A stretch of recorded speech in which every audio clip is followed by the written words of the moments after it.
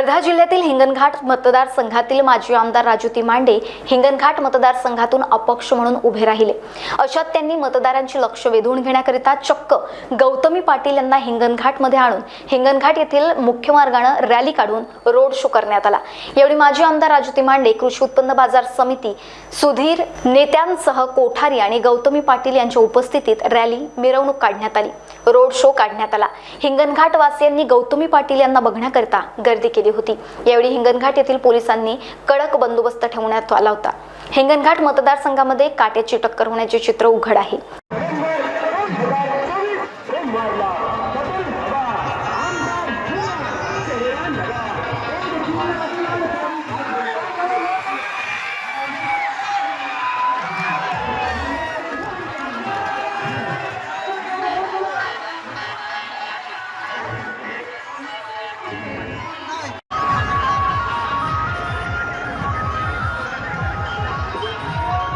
जाऊन त्यांना सपोर्ट करायचा आहे आणि मी हीच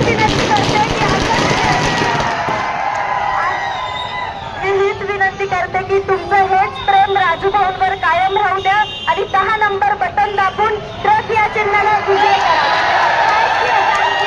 महान्यूज 7 करिता सतीश काळे, वर्धा।